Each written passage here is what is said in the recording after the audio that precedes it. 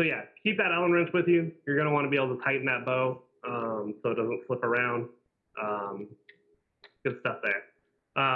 So what makes this particular crossbow really exciting, and I'm sure there's a few other brands out there as well, but this is the one that I found best, is the cocking mechanism. The cocking mechanism on this thing is so cool. So it has a red button right about here that allows this handle to come out, and it's actually going to pull the string. Now it takes some doing, so I put this in yellow, by the way, little tangent here, but I put yellow on this because one time I had to remove the bow, and when I was waving this around, it kind of looked like a rather realistic pistol, and I figured I shouldn't have that out at a real park because I don't want cops called on our group. So I put yellow there, just a tip, maybe that'll help. But anyway, back to cocking it. So I'll put 2 fingers there, there's some nice grooves, hit the button, kind of, boom, pulls the string back for you. It's been a while since I've had to do this, and with practice, it makes loading incredible. This is actually what's going to make crossbows super viable, because older crossbows, when you had to like pull them back and set the pin, it made reload times really god awful, and this really just puts it into the next generation. There actually is 2 anti-dry fire safeties on this thing. So if you notice, I pull this trigger all day, it's not gonna just suddenly shoot that string out. So there's no way I'm gonna get hit unless there's a bolt in the crossbow. So the first one, and this one's gonna be kind of hard to see, is down in the actual housing. There's this pin that comes down. I don't know if I can show it. There you go. You can kind of see that little pin that's hanging down. That guy goes up when the bolt's in, and that's dry fire safety number 1. Got a bolt here. We'll talk about these in a moment, but hold on that. So when I get that bolt in there, you can actually see how that pin lifts up. That's safety number 1. Now that that's been up, that one's good to go. The other safety is actually this red button right here. And to turn that safety off, you push it forward. And just as easy, you can pull it back. No dry fire. Forward, ready to shoot. Fire to pull this trigger and shoot this crossbow. And we'll actually shoot this crossbow. So let me see if I can turn my camera here.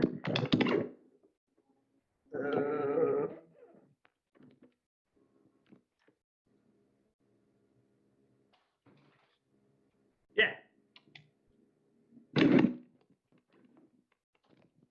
There's like a chair or something over there, but I think I missed it because I was too focused on the camera. But it shoots very well. The cats are investigating. It shoots very well. It shoots rather straight. Plenty of power. Thank you. Got my compliment. It's pretty cool. So just a couple things to know about this particular one. I can't speak for all the models, but for this one, the triggering mechanism might hiccup. It is a little finicky.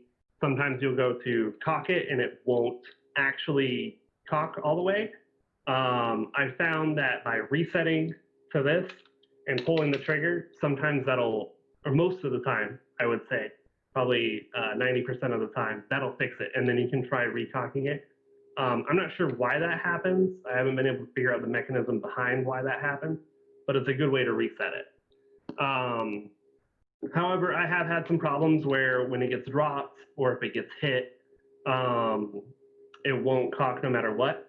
And it's usually because some of the safeties have been engaged when they weren't supposed to, and you'll have to disengage both the safeties some way. Usually there's a little key that they give you that you can pop that pin up, and then you fire, like you don't have a bolt, but you pull the trigger, and that might fix it. Because they're a little finicky, I don't recommend throwing these crossbows. Don't drop it from too high up when you're on the battlefield, and try not to get it hit. there just isn't really a reason to let it get hit. You could end up hurting someone if it ends up firing a bolt that's attached. You could end up damaging the crossbow. I mean, it's kind of cheap at $35, but trust me, you don't want to replace it. And yeah, don't throw it. Come on. Usually, when I have to remove it from my body, get it off for fighting reasons, I'll bring my hand really low to the ground and then do like a soft toss off to the side. I especially like bridge battles for that because I can toss it off into the death zone so that no one else stomps on it at least. But as always, you know, every piece of equipment that you take onto the battlefield, you know that there's a potential that it could get broken. So don't blame anyone else if your crossbow gets stomped on and it's not working.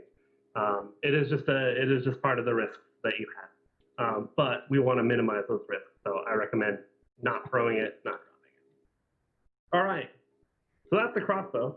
That's the coolest part of it all. So let's talk about the crossbow bolt. So you can see that it's much smaller than a regular arrow. And I actually make my crossbow bolt out of broken arrows. So this used to be an arrow. It broke on the battlefield, and I cut the shaft to about 14 inches. And that's the shaft before the actual module is attached. I use modular heads because they're nice and easy to make. And if it breaks any further, I can pop the head off, put it onto a different arrow. If you do use broken arrows, obviously you'll have to refletch it. The crossbow does not allow a third fletching. So you'll see that I have removed one of the fletching, or there's very likely it only has two because they get stripped off sometimes. And then added a knock. And at 14 inches, you can actually get 2 arrows out of one broken one. I've actually had an arrow snap perfectly clean in half, cleaned it up a bit so there wasn't any problems, and got two crossbow bolts out of it. Really great way to recycle broken arrows, the best I've seen. Oroku. I just was on Amazon really quickly because this reminded me of stuff. They do sell 14-inch fiberglass bolts. I am buying a set of them. I will report back on how they work. Awesome. I am excited to hear back from that. So please keep me up to date. I know that the bolts the crossbow actually comes with, the little darts, they're super tiny. There's no way you could ever use those. And then the ones I've seen full-sized crossbow bolts for like actual hunting, and they're very thick. They're much thicker crossbow bolts. So I don't know if those would fit in the pistol crossbow. But hearing about these 14-inch ones, that's really cool. If they have the right diameter, that's a great way to get even to more crossbow bolts. So thank you for that. Couple notes on this is when you're using like a regular arrows nocks, you know, the little 2-prong guys that stick out, the string has the potential to possibly snap those, just the way that string comes out with all that force. It's possible to break. I have an example of one somewhere in this quiver. Here we go. So you can see that the little stems have actually broken off. Now, this isn't actually like super a problem in use-wise. It's not any more dangerous now than it was before.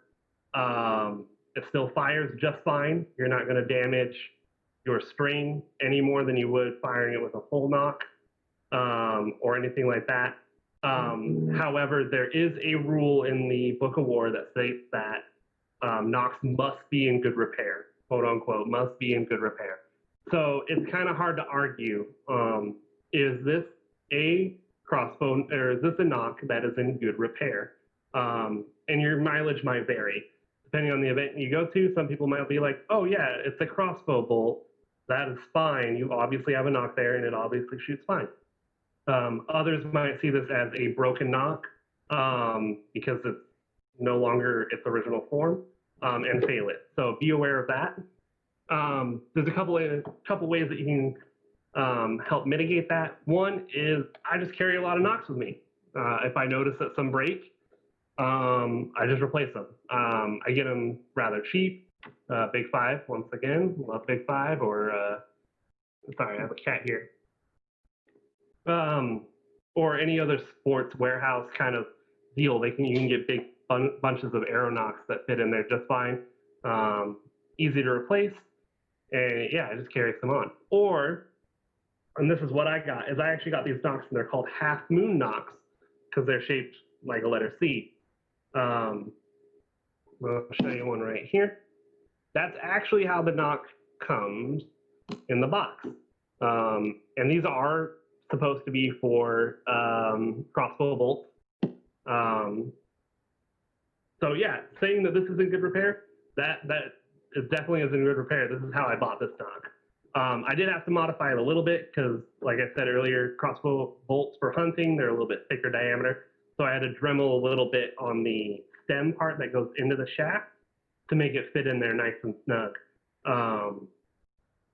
But yeah, I really like the Half Moon Nocks. They were quite a bit of an effort to get in there, but they're not going to break.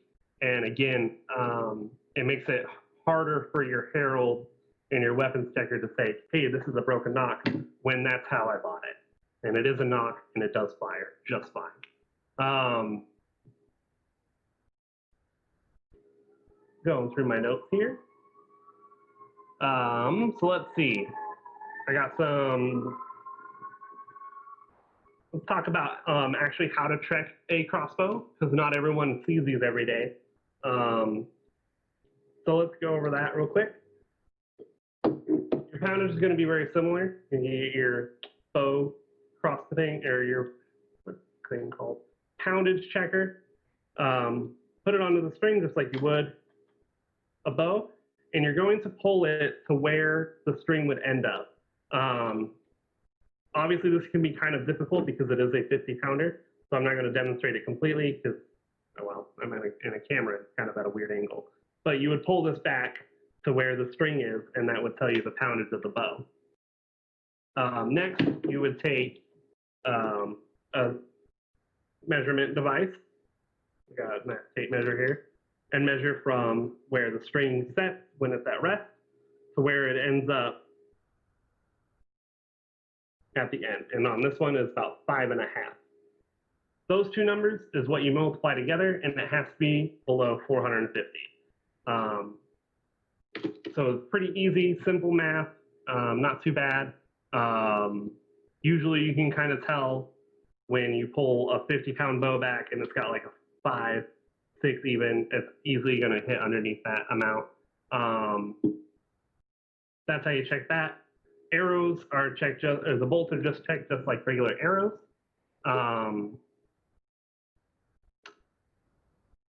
There is a little bit of weirdness when it comes to the bolts in particular, where there's a rule that says crossbow bolts must be fireable from a standard bow. Must be able to be fired from a standard bow. And that one's kind of difficult because obviously it's very small. So it really depends on the brace height of the bows that you're using. Obviously, if you have a bow that has quite a large brace height, it's going to be very difficult to fire one of these, which is why I don't go any smaller than 14 inches. But I can absolutely, with evidence here, prove to you that I can fire this from a regular bow. So I got my regular bow here. It's on the string just fine. Now, is this going to fire great? Not really. But it fires. You can easily get that to go the 20 feet distance during a weapons check. Obviously, it's going to hit really, really light, and that's where I don't think the rule kind of works with what's going to be happening with crossbows going into the future. Oroku. So I was on the panel that changed our crossbow rules. And the reason that one rule exists is because we had a vendor show up with about 40 crossbow bolts and we had one crossbow. That is rough. And the reason that we did that was because we cannot give resources to testing all of these bolts when we have all of the other arrows. If they were able to fire from a regular bow, we can just put them in all the piles and do the regular test. So there's some history for you. Yeah, and and that makes a lot of sense, especially with those older crossbows where you don't have a cocking mechanism like these newer pistols do. That's a lot of time. That's a lot of effort. Um, so going forward, I can definitely see some like changes to rules where like you allow a certain number of crossbow bolts per bow or per crossbow that you bring to check. That's something I brainstormed a little bit. So there's a few other ways that they could find to go around that. It made sense at the time, but I think that's something that I would like to see change, especially as they become more popular. It won't be such of an issue when there's one crossbow, when 7 people are bringing them to check, and you can rattle these things out quick because of the new cocking, mechanism. You can just go through so quick with them. But anyway, so obviously, if you fire a crossbow bolt like I did just now from a regular bow, it's going to hit someone's back, and they're going to barely feel it. So that's not really cohesive to checking how much power these things put out and if it's a safe crossbow bolt. So at Bifter, we put our heads together and used common sense, and we decided to check our crossbow bolts with the strongest crossbows we had available, of which we had the 2 PFD Viper SS. And we actually were able to go through it really quick with a very simple setup. We had one guy who fired the crossbow and another guy who would load crossbow. So you would load the guy in the back would load the crossbow, hand it to the guy that would fire, and while he's firing that one, he would load the other crossbow. And we were able to just chain these out onto Cord's back at the time, and he got hit by all those bolts, and he was like, man, I'll get hit by that any day. It feels weaker than a regular arrow, but still plenty fine that I'm going to take it on the field. So that's something that I would like to see in the future, kind of updated. And yeah, that's one weird rule that you got to be aware of. Your mileage may vary on that one as well. They might want to check your bolts by being fired by a regular bow, and it might be a little weird, especially if they're too short. So, like I said, I cut mine to about 14. You could possibly go even a little bit longer. There is another rule that's more combat oriented when it comes to the crossbows, and that's that you cannot fire at a target within 15 feet. When I originally read this rule, I was like, oh, I mean, these things don't hit that hard. I've totally been fired at one on accident in less than 15 feet, and it felt fine. But this isn't actually about hits. This is about bounce back. So the way that the crossbows do fire, they have a lot of energy out the gate, and they lose it very quickly, which is why their range is diminished. But they have a lot of energy out the gate, and at that 15 feet, those things, if they hit a flat surface like a shield or something like a big dude's chest, they're going to bounce back really quickly, not first. So it's a very important rule. Be aware of it. What I suggest, if you're fighting on the field and you notice someone charge at you and they close that gap, that 15-foot gap, fire at a different target. Fire at someone off to the side. Fire at the ground. Get that bolt out of that crossbow, because you don't want that crossbow being hit while it has a bolt in it. Those are all great options for getting it out of the way. You can even just lot it, just shoot it up and around. You don't want to shoot it at that person charging at you, especially if they have a shield, because it's going to bounce back, and who knows what goes on there. So great rule. Please remember it. If you accidentally strike someone with a headshot at like 13, 15, or 13, 14 feet, they'll be okay, but do your best, just like you would with half draw with a bow. So now there's like the really fun conversation that we can have, and that is, what is it? How do I actually use a crossbow on the field? So the best example that I give people when I'm talking about crossbows is, don't think of them as like a bow, because a bow is a vastly different piece of technology and has vastly different uses on the field. Instead, think of crossbow bolts as really small, very, very fast javelins. Because about the range of a javelin throw is about the range of a crossbow bolt. A crossbow bolt's a little bit further than a javelin unless you're rather strong. But they're not anywhere near a bow. Like I said before, they have a lot of energy right out the gate where they come in very fast. Within 30 feet, it's almost like a straight beeline. But once they hit that like 25, 30 feet, they hit that wind and they just lose all their momentum and inertia because of how small they are, and they drop off quickly. So be aware of that. The other big disadvantage of a crossbow, pretty apparent to most people, is the reload time. Especially with those older crossbows, you're not going to be able to throw, I don't know a good example, but you're not going to be able to shoot as many arrows per minute as you would if you were shooting a regular bow. It's just not really how it goes, even with the cocking mechanisms, even with a lot of practice. But you can reduce that reload time to a point where it's very good and usable. There are a lot of advantages, though, for a crossbow. You can wield it at the same time as a shield. Super cool. I call it board and gun. You go out there, you got a big board, and you got a pistol. So you can block enemy archers. They love shooting. Archers love shooting other archers. It's one of their favorite things, especially when you're reloading. But with a crossbow, you can actually have a forward-facing shield where you can block shots coming in and then shoot back from that distance, which is really great. Like I said, in that 25-foot range, they are surprisingly fast. People really underestimate how fast these crossbow bolts come out of the crossbow. They make an awesome twang noise when you shoot, and suddenly your opponent's dead. It's great. Everyone underestimates it. They think they can block it. They keep their shield down, and you pop them right in the dome. It's my favorite. I love it.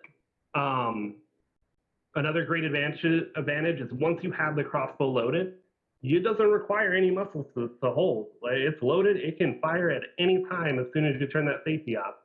Whereas, if you're trying to pick out targets and you're holding your bow, that's going to tire out your muscles. Obviously, you shouldn't be holding it that long.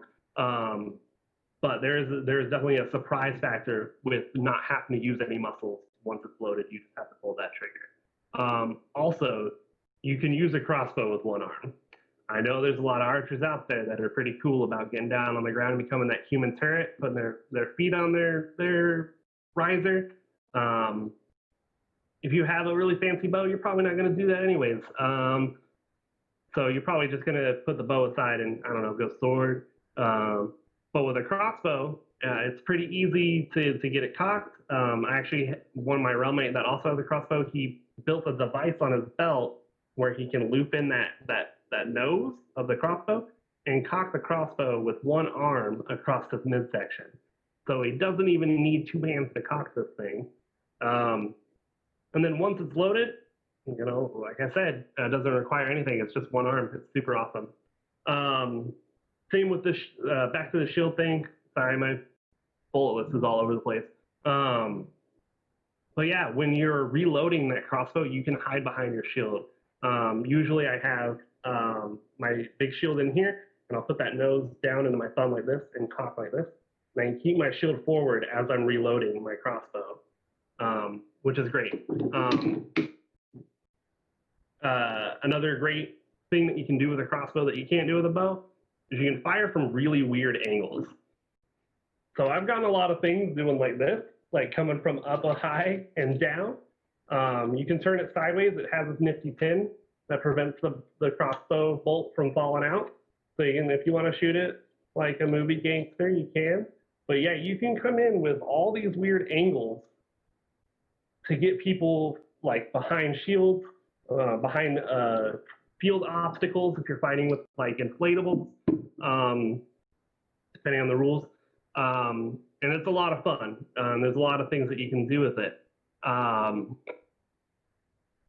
then also, so that's all the advantages. So we'll now talk about like how I actually do it. I have a hip quiver that I use for all my bolts. This is based on Circarian's design. I'm sure you guys have seen it around. But I will have this on here. I have about 12 crossbow bolts that I carry. I don't think any more than that is necessary. You just don't normally get that many shots off before you die on a big battlefield, even at Victor. So I'll come out to the battlefield, and I normally have my crossbow being a sidearm. So I have my shield in my left hand, I'm right-handed, and I have my sword in my right. I'll sheathe my sword in my hip, and I have my crossbow. And I kind of just treat it like a really fast javelin. So as I'm fighting, I'll kind of see how the lines are working. Just like an archer, you have your prime targets. You want to take out pole arms, reds, commanders, other archers, leaders. You know, if you've ever talked to anyone about arching, who's a really good archer, they'll tell you that there's a certain amount of targets that they really want to go after at a battlefield. And they're the very same targets that you would do here. People underwear are also a great person that I love to shoot. So I have my shield. I kind of walk up to the line acting like a sword and mortar. But I don't want to get into that line because once I'm in that, like actually in the melee line, I'm too close to fire the crossbow. So I kind of take a few steps back, more in line with like the spearmen and where they're working from. Once there, I can use my shield to block my teammates left and right, and I use the crossbow and pick off those prime targets that I talked about. Once I shoot, I can reload my crossbow behind my shield, and keep firing and through. Once things are gonna kind of start to get hectic, lines start getting broken either our way or the enemy way, I can either sheath that crossbow. I don't actually have a way to do that right now. Or normally I just kind of like toss it off to the side where it can't get hurt. And that's when I pull out my sword and I go sword and board. But it is an incredible tool. I love it. It's a lot of fun. So I highly recommend it. What else do I got here?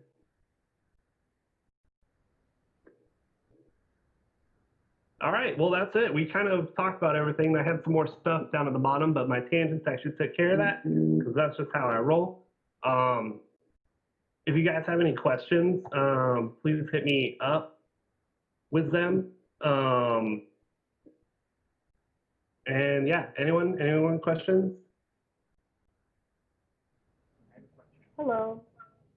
Do you find crossbows effective or ineffective in a 4 or 10 man?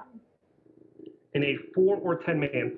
I haven't participated in a 4-man with it yet, but I think it might be a little difficult because the confrontations, the melee confrontations happen really quick in a 4-man. So it might be kind of hard to get those shots off. Very similar to using like a bow in a 4-man, like you do see it happen sometimes. But it has its pros and cons. In a 10-man, I could totally see the crossbow being very effective.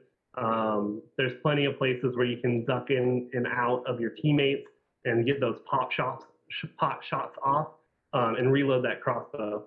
You probably won't go through nearly as many as you would on an open field where you have more time to do that and there's a more target-rich environment. But you could probably easily get 5 to 6 crossbow bolt fires off in a 10-man. So I think it'd be really fun, and I'd like to see that in the future. I want to definitely try both.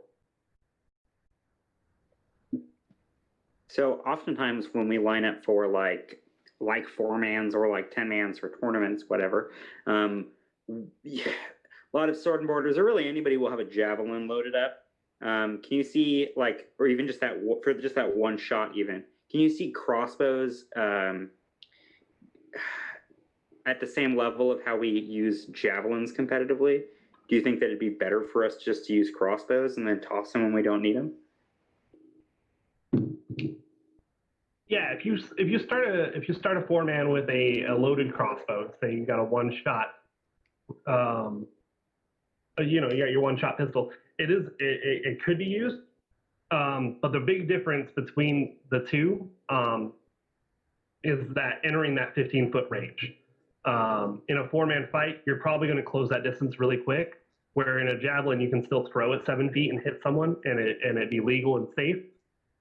With a crossbow, it's not going to be as easy. So you might be able to get that one pop shot off in that kind of fight towards like a leg or something, and it also will be a big surprise in the first fight. I could totally see if I have my crossbow and people aren't paying attention, they call Leon, and I just pop one dude right in the chest or in the head right out of the gate. That'll work for that one fight. That second fight, they're going to be aware, which is one of the big pros of the crossbows. A lot of people don't really see it, and they don't see it coming out. I don't know if it'll replace javelins because, like I said, that 15-foot thing, you close that gap really quick in a 4-man. But I could see it 100% in a 10-man, and I could see it experimented with in a 4-man. Cool. I'm going to try one, and I'm going to try just that once we're back. Yeah, okay. Go out there like with I never played Overwatch, but isn't there like a character that instead of reloading, he just tosses his guns? It's had like 4 crossbows all loaded with 1 bolt each. That's what I'm thinking. There you go. Question. Yeah. Dual wield crossbows? Did you cover that? We've tried it. It is a lot of things to juggle to reload those. Because when you have like a board or something, you can still like talk behind it. But like in order to reload 2 crossbows, you gotta like tuck one in your armpit and then reload it here, and then put that one in your armpit and pull this one out. It's a lot of juggling. It's a lot of different pieces. It's funny. It's very funny. And a lot of fun, especially because you can just like pop and then they forget and then pop again. But it's not it's not effective. You do feel like really cool because you're like, I'm a gunslinger, but other than that. All right, Gaston. I'm thinking this Boondock Saints, Billy Connolly sort of 6 loaded crossbows strapped to your chest sort of thing. There you go. I can see this being a lot of fun. Just go out there and get a squire and make him hold you like 4 crossbows that are all loaded with 1 bolt, and you grab them from him and fire, and it's his job to load them. You don't have to worry about that. Is that what ours do? Is that what my squires do? No, but that's what they're gonna. No, we were actually, before Battle for the Ring, we were joking that we were gonna get 6 crossbows and do a British Revolutionary War like lineup where you have 3 guys up front that fire, and then they hand their crossbows back, just like I did for the weapons check, and they reload them and they pass them forward. We were going to wear red tabards, and we were going to just march straight in a forward line in formation and just lap it up. We'd probably get killed immediately, but it'd be very gentlemanly. It'd be great. I would like to see crossbow duels happen when we have we walk a line, turn around, and then shoot each other. They're a lot of fun. It's really silly.